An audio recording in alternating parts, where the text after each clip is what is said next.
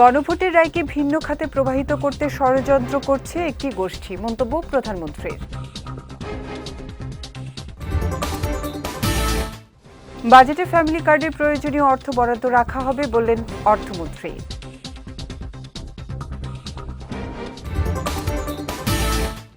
এবং আগামী সপ্তাহে দেশে লোডশেডিং কমে আসবে জানালেন বিদ্যুৎ মন্ত্রী।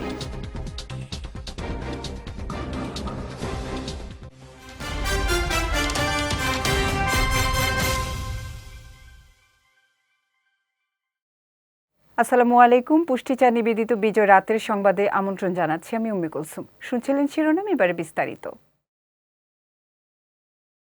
গণভোটের রায়কে ভিন্ন খাতে প্রবাহিত করতে ষড়যন্ত্র করছে একটি রাজনৈতিক গোষ্ঠী। জুলাই সনদের অর্থ নিজেদের স্বার্থে ব্যবহার করে বিশৃঙ্খলা সৃষ্টি করতে চায় বলেও মন্তব্য করেন প্রধানমন্ত্রী তারেক রহমান। সকালে যশোরের উলশি খাল পুনঃখনন প্রকল্পের উদ্বোধন শেষে সুধী সমাবেশের বক্তব্যে তিনি এ মন্তব্য করেন। সমাবেশে প্রধানমন্ত্রী নারী শিক্ষা ও কল্যাণে বিভিন্ন উদ্যোগের কথা তুলে ধরেন। বলেন, সরকার মেয়েদের জন্য ডিগ্রি পর্যন্ত বিনামূল্যে শিক্ষা ব্যবস্থা চালু করবে এবং মেধাবী শিক্ষার্থীদের জন্য উপবৃত্তির ব্যবস্থা করা হবে।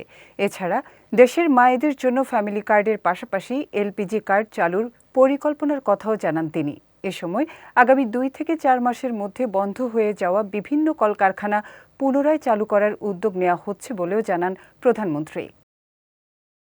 শুধু মেয়েদের শিক্ষা ব্যবস্থা আমরা ডিগ্রি পর্যন্ত ফ্রি করব না, একই সাথে আমাদের যে মেয়েরা ভালো রেজাল্ট করতে পারবে তাদের জন্য আমরা উপবৃত্তিরও ব্যবস্থা করব সরকার থেকে, যাতে করে তারা আরো উচ্চতর শিক্ষা লাভ করতে পারে। সারা দেশের মায়েদের কাছে আমরা যেরকম ফ্যামিলি কার্ড পৌঁছে দিচ্ছি, সেরকম আরেকটি কার্ড দিতে চাই, সেটি হবে এলপিজি কার্ড, এলপিজি গ্যাস। এটি আমরা মা বোনদেরকে পৌঁছে দিব। ফ্যামিলি কার্ড বাস্তবায়নে যত অর্থের প্রয়োজন হবে বাজেটে সেই অর্থ বরাদ্দ রাখা হবে বলে জানিয়েছেন অর্থমন্ত্রী আমির খসরু মাহমুদ চৌধুরী। আজ সচিবালয়ে সাংবাদিকদের সঙ্গে আলাপকালে তিনি একথা জানান। বলেন, এটি বিএনপির ফ্ল্যাগশিপ প্রকল্প হিসেবে বিবেচিত এবং প্রকল্পটি নির্বিঘ্নভাবে বাস্তবায়নে সরকার সচেষ্ট রয়েছে। এই প্রকল্পের বাজেটে প্রয়োজনীয় অর্থ বরাদ্দ দেয়া হবে, কারণ এর মাধ্যমে গ্রামে নারীর ক্ষমতায়ন নিশ্চিত হবে বলে সরকার আশা করছে। প্রকল্প বাস্তবায়নে কিছু ছোটখাটো ভুল হয়েছে জানিয়ে অর্থমন্ত্রী আরও বলেন, তবে ভবিষ্যতে এ ধরনের ভুল আর হবে না।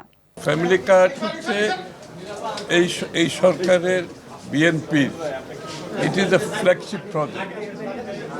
সুতরাং এই প্রজেক্টটা খুব স্মুথলি যাতে চলতে পারে আগামী দিনে, এটার যে উদ্দেশ্য, চিন্তা ভাবনা, দর্শন, এটা যাতে পরিপূর্ণভাবে পালিত হয়, এই জন্য কোথায় কোথায় আমরা সমস্যাগুলো পাচ্ছি। আমাদের পাইলট প্রজেক্টে যে কাজগুলো আমরা করেছি, 37,000-এর মতো দেওয়া হয়েছে, 814, 37,000 উপরে দেওয়া হয়েছে। এখানে কোথায় কোথায় সমস্যাগুলো হয়েছে, ভুলগুলো কোথায় হয়েছে, কেউ বাদ গেছে কিনা, আবার কেউ ভুলে এখানে অন্তর্ভুক্ত হয়েছে কিনা, এই বিষয়গুলো, এররগুলো আমরা অ্যাডজাস্ট করে আগামী দিনে এটা তো অব্যাহত চলতে থাকবে। সুতরাং আগামী দিনে এই কারেকশনগুলো করে আমরা যাতে এগিয়ে যেতে পারি এবং এটার জন্য যথাযথ বরাদ্দ যা দরকার এটাও আলোচনায় আসছে। সংখ্যাটা তো আমি বলার দরকার নেই, প্রয়োজনীয় বরাদ্দ দেওয়া হবে। আগামী সপ্তাহে দেশে লোডশেডিং কমে আসবে বলে জানিয়েছেন বিদ্যুৎ ও জ্বালানি মন্ত্রী ইকবাল হাসান মাহমুদ চুকু। আজ রাজধানীতে 4র্থ চায়না বাংলাদেশ নবায়নযোগ্য জ্বালানি বিষয়ক ফোরামে তিনি বলেন, জ্বালানি খাতে যত অর্থনৈতিক অরাজকতা তা আওয়ামী লীগ সরকারের আমলেই করা। কাগজে কলমে উৎপাদন সক্ষমতা দেখানো হলেও বাস্তবতা ভিন্ন। এই পরিস্থিতিতে বিএনপি সরকার নবায়নযোগ্য জ্বালানির ওপর গুরুত্ব দিয়ে আগামী 5 বছরে জাতীয় গ্রিডে 10,000 মেগাওয়াট বিদ্যুৎ যুক্ত করার টার্গেট নিয়েছে বলে জানান মন্ত্রী। সৌরশক্তির খাতকে সরকার বেসরকারি খাতে ছেড়ে দিয়ে সহযোগী হিসেবে কাজ করতে চায় বলেও জানান তিনি। ভুল ও অপতথ্য সরকারের জন্য বড় চ্যালেঞ্জ, যা এখন অনেকটা যুদ্ধের মতো, এমন মন্তব্য করেছেন তথ্য ও সম্প্রচার মন্ত্রী জহির উদ্দিন স্বপন। দুপুরে সচিবালয়ে তথ্যমন্ত্রীর সঙ্গে সৌজন্য সাক্ষাৎ করেন মার্কিন রাষ্ট্রদূত ব্রেন্ট টি ক্রিস্টেনসেন। বৈঠক শেষে তথ্যমন্ত্রী সাংবাদিকদের জানান, ভুল ও অপতথ্যের চ্যালেঞ্জ মোকাবিলায় বাংলাদেশ ও যুক্তরাষ্ট্র একসঙ্গে কাজ করবে। এ সমস্যা সমাধানে যুক্তরাষ্ট্রের প্রযুক্তিগত সহায়তা ও অভিজ্ঞতা কাজে লাগাতে চায় বাংলাদেশ। গণমাধ্যমকে আরও শক্তিশালী করতে বাংলাদেশকে প্রশিক্ষণ এবং নৈতিক সহায়তা দিতে চায় যুক্তরাষ্ট্র। তথ্যমন্ত্রী বলেন, যুক্তরাষ্ট্রের সঙ্গে অর্থনৈতিক, বাণিজ্যিক ও রাজনৈতিক যে সম্পর্ক রয়েছে তা আরও জোরালো করতে চায় বাংলাদেশ। আমরা এখন একটা চ্যালেঞ্জ মিডিয়া সিচুয়েশনের মধ্যে আছে সারা পৃথিবী, এবং মার্কিন যুক্তরাষ্ট্রের মধ্যে এরকম একটা প্রযুক্তিগতভাবে উন্নত একটা দেশ। এই নতুন ইকোসিস্টেমকে তারা কিভাবে ম্যানেজ করে এ ব্যাপারে আমরা পারস্পরিকভাবে আমাদের কিভাবে সহযোগিতা বিনিময় করতে পারি, এটাই ছিল মূলত আলোচনার বিষয়। তারা বেশ আন্তরিকতার সঙ্গে আগ্রহ প্রকাশ করেছেন। মার্কিন যুক্তরাষ্ট্রের ফেডারেল কমিশন ফর মিডিয়া কীভাবে কাজ করে এবং আমাদেরকে তারা এখানে একটা মিডিয়া কমিশন গঠন করার যে প্রতিশ্রুতি আমাদের সরকার ঘোষণা করেছি আমরা, সেই কাজটা এগিয়ে নেওয়ার ক্ষেত্রে তারা আমাদেরকে নৈতিক সহযোগিতা করবেন। প্রযুক্তি নির্ভর এই সময়ে শিশু কিশোরদের জীবনযাত্রায় বড় পরিবর্তন এসেছে। মোবাইল আর স্ক্রিনের বাইরে তাদের শারীরিক ও মানসিক বিকাশে এখন প্রয়োজন সঠিক দিক নির্দেশনা।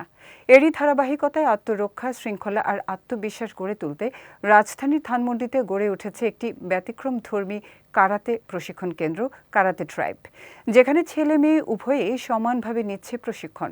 বিস্তারিত শায়ন সাব্বিরের রিপোর্টে।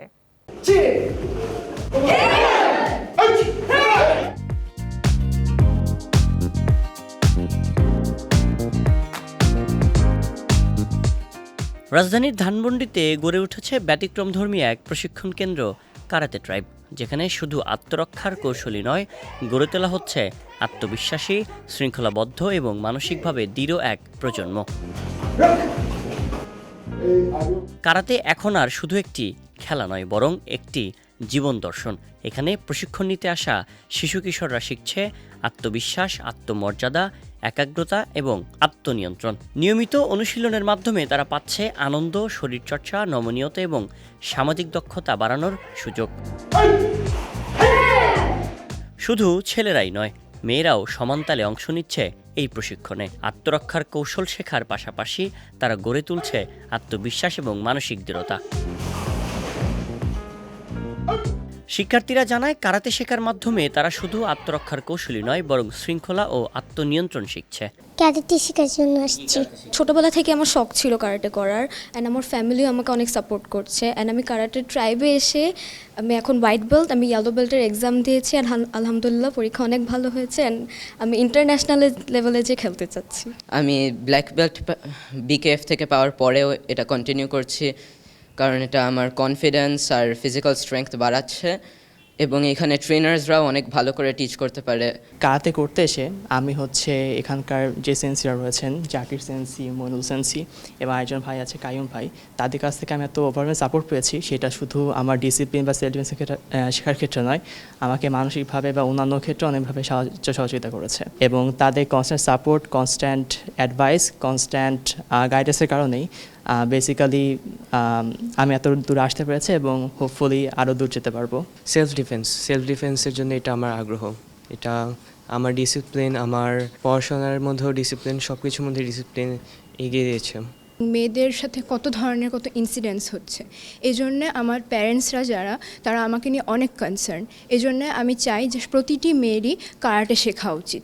নিজের নিজের ডিগনিটি নিজের বাঁচানো উচিত। এখানে এসে আমার অনেক বেশি কনফিডেন্স বেড়েছে, নিজের উপরে একটা ডিসিপ্লিন বেড়েছে, নিজের উপর একটা আত্মবিশ্বাস আমার অনেক বেশি বেড়ে গিয়েছে। এদিকে প্রতিষ্ঠানটির ট্রেনাররা বলছেন, নতুন নতুন কৌশল শেখার পাশাপাশি তারা শারীরিকভাবে ফিট থাকছে এবং নিজেদের নিরাপত্তা নিশ্চিত করতে পারছে। আমাদের অনারেবল প্রাইম মিনিস্টার এবং অনারেবল স্পোর্টস মিনিস্টার উনি অলরেডি বলেও দিয়েছেন যে কারাতে না, অল স্পোর্টস হবে একটা পেশা এখন। আগে ঘরে বাইরে যেমন ডাক্তার থাকতো, ইঞ্জিনিয়ার থাকতো, পুলিশ থাকতো, এখন ঘরেও একটা স্পোর্টসম্যান থাকবে। এখন আপনারা শুনেছেন যে এবার নিউ গভর্নমেন্ট সার্কুলার দিয়েছে, যে সার্কুলারই এটা বাস্তবায়ন হয়ে গেছে, যে অলরেডি ভাতা পাচ্ছে। এবং আমাদের কারাতের মধ্যে 10 জন অলরেডি ন্যাশনাল অ্যাওয়ার্ড পেয়েছে এবং তারা 10 জন আপনার ভাতার আওতাভুক্ততে চলে আসছে। এবং আমাদের কারাতে ট্রাইবের স্টুডেন্টরা এখন রাইজিং সান। এখন যাদের আমি ট্রেনিং করাচ্ছি আমি খুব এনজয় করতে পারতেছি। কারাতে ট্রাইবেল স্টুডেন্টরা এখন অলরেডি বিভিন্ন ক্লাব চ্যাম্পিয়নশিপে অনেক রেজাল্ট নিয়ে আসছে। এটা আপনারা ডাটাবেস দেখলে পাবেন। যেই লোক কারাতে করতে আসবে তার ফিটনেস বা মনের সাহস অন্যরকম বেড়ে যাবে। আর কারাতে টাইপ এই ধানমন্ডি এলাকায় সুন্দর একটা পরিবেশে, আর বাকিটা বাচ্চারা যদি আমাদের সময় দেয়, বাচ্চাদের যে গার্জিয়ানরা কষ্ট করে নিয়ে আসে, আমরা চাই আমাদের কাছে যারা নিয়ে আসবে অন্তত আমাদের থেকে মানে যত দূর দেওয়ার তাদেরকে আমরা তত দূর চেষ্টা করব, আমাদের ভিতরে যা আছে সবটুকুই দিয়ে তাদেরকে তৈরি করার জন্য চেষ্টা করব। বর্তমান প্রযুক্তি নির্ভর যুগে শিশুদের মোবাইল ও স্ক্রিন আসক্তি থেকে দূরে রাখতে কারাতে একটি কার্যকর মাধ্যম হিসেবে দেখছেন অভিভাবকরা।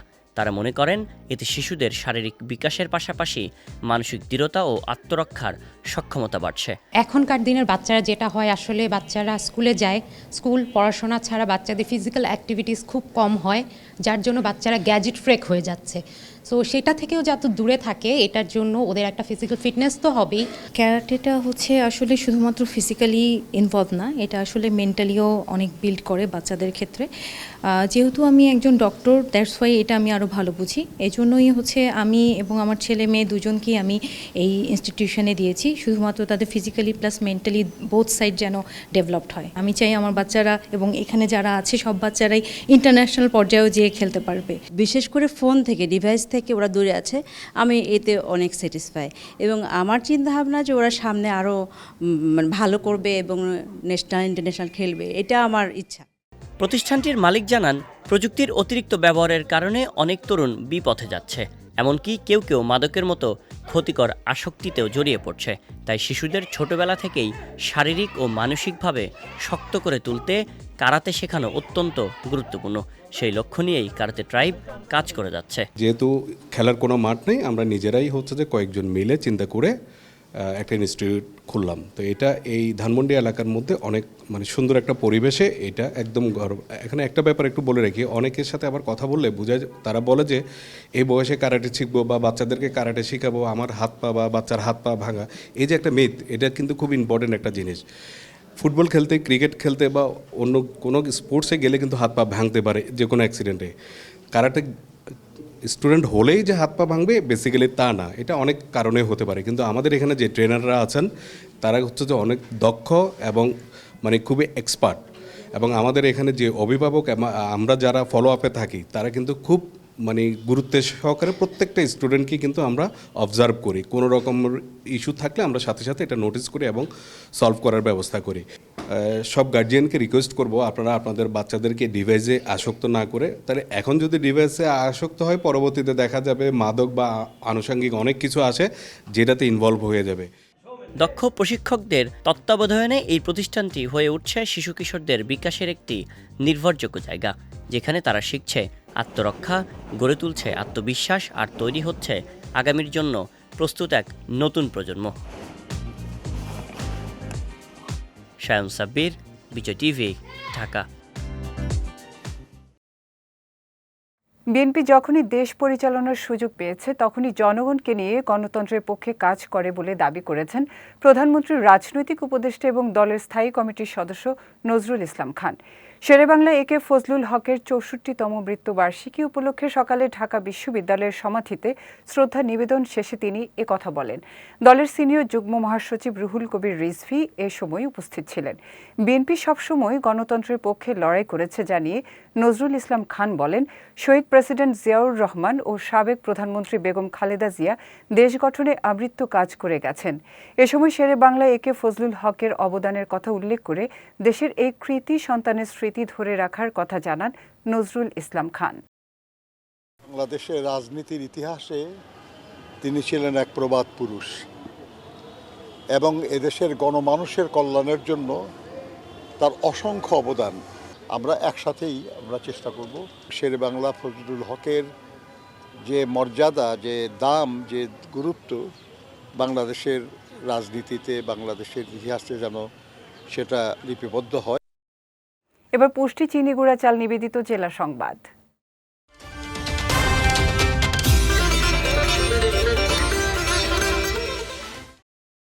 জামালপুরে কালবৈশাখী ঝড়ের সময় ঘরের উপর গাছ পড়ে মা ও 2 মেয়ে নিহত হয়েছেন।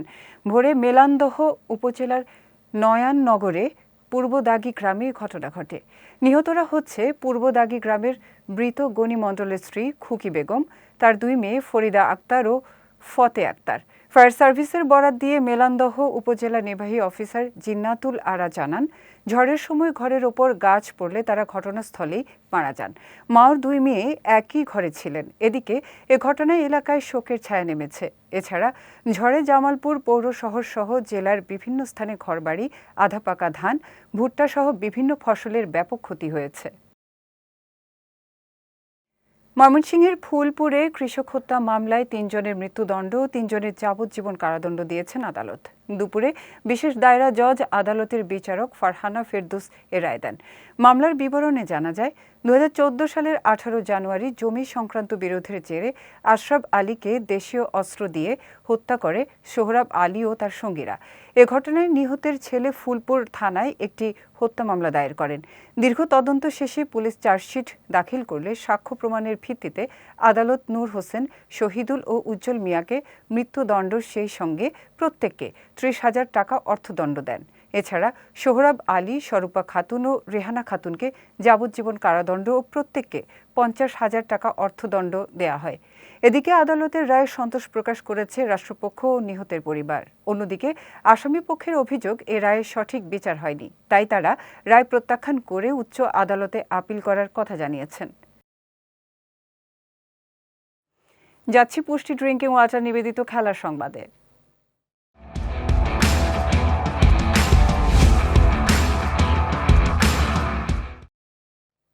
আসন্ন পাকিস্তান সিরিজকে সামনে রেখে প্রথম টেস্টের স্কোয়াড ঘোষণা করেছে বাংলাদেশ ক্রিকেট বোর্ড বিসিবি। টেস্টে প্রথমবারের মতো ডাক পাওয়া তানজিদ হাসান তামিম সাদা বলের ক্রিকেটে ধারাবাহিক পারফরম্যান্সের পর এবার দীর্ঘ ফরম্যাটে নিজেকে প্রমাণের সুযোগ পাচ্ছেন। অন্যদিকে ঘরোয়া ক্রিকেটে দীর্ঘ সময় ধরে ভালো পারফরম্যান্সের কারণে নির্বাচকদের নজরে আসেন অমিত হাসান। এছাড়া স্কোয়াডে ফিরেছেন পেস আক্রমণের 2 গুরুত্বপূর্ণ নাম তাসকিন আহমেদ ও শরীফুল ইসলাম। একই সঙ্গে প্রায় 1 বছর পর দলে ফিরেছেন অফ স্পিনার নাইম হাসান। দলকে নেতৃত্ব দেবেন নাজমুল হোসেন শান্ত। পাশাপাশি এ স্কোয়াডে আছেন মুশফিকুর রহিম, লিটন দাস, মেহেদী হাসান, মিরাজ সহ নিয়মিত মুখরাও। আগামী 8 মে ঢাকার শেরেবাংলা জাতীয় ক্রিকেট স্টেডিয়ামে প্রথম টেস্টের মধ্য দিয়ে সিরিজটি শুরু হবে। বিশ্বকাপ শুরুর আগে ব্রাজিলিয়ান শিবিরে নেমে এসেছে একের পর এক দুঃসংবাদ। ইনজুরির কারণে ডিফেন্স লাইনের অন্যতম ভরসা এদের মিলিতাও ও ফরওয়ার্ড রদ্রিগো গোয়েস বিশ্বকাপে খেলতে পারবেন না। আর চেলসিতে তরুণ সেলেসাও ফরওয়ার্ড এস্তেভাওয়ের বিশ্বকাপে খেলাও এখন শঙ্কার মুখে। রিয়াল মাদ্রিদের ডিফেন্ডার এদের মিলিতাও দেপোর্তিভো আলাভেসের বিপক্ষে ম্যাচে হ্যামস্ট্রিং ইনজুরিতে পড়েন, ফলে তার বিশ্বকাপে খেলা হচ্ছে না। এছাড়া ব্রাজিলের আরেক ফরওয়ার্ড রদ্রিগো গোয়েসের অবস্থা আরও খারাপ। মার্চ মাসে ডান হাঁটুর অ্যান্টেরিয়র ক্রুসিয়েট লিগামেন্ট ও মেনিসকাস ছিঁড়ে যাওয়ায় তিনি পুরো মৌসুমের পাশাপাশি বিশ্বকাপ থেকেও ছিটকে গেছেন। অন্যদিকে ম্যানচেস্টার ইউনাইটেডের বিপক্ষে ম্যাচে হ্যামস্ট্রিংয়ের চোট পাওয়ায় চেলসির 19 বছর বয়সী উইঙ্গার এস্তেভাওর বিশ্বকাপে অংশগ্রহণ প্রায় অনিশ্চিত। পুষ্টিচা নিবেদিত বিজয় রাতের সংবাদ শেষ করার আগে শিরোনামগুলো দেখে নিচ্ছি আরও একবার।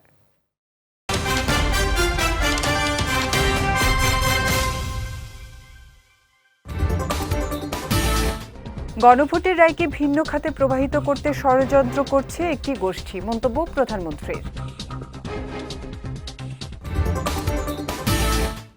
বাজেটে ফ্যামিলি কার্ডের প্রয়োজনীয় অর্থ বরাদ্দ রাখা হবে বললেন অর্থমন্ত্রী।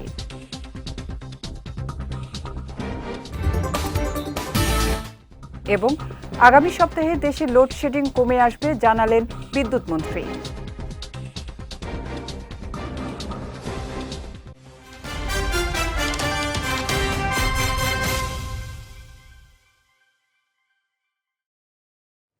বিজয় রাতের সংবাদ শেষে আজকের মতো আমি উম্মে কুলসুম আপনাদের কাছ থেকে বিদায় নিচ্ছি।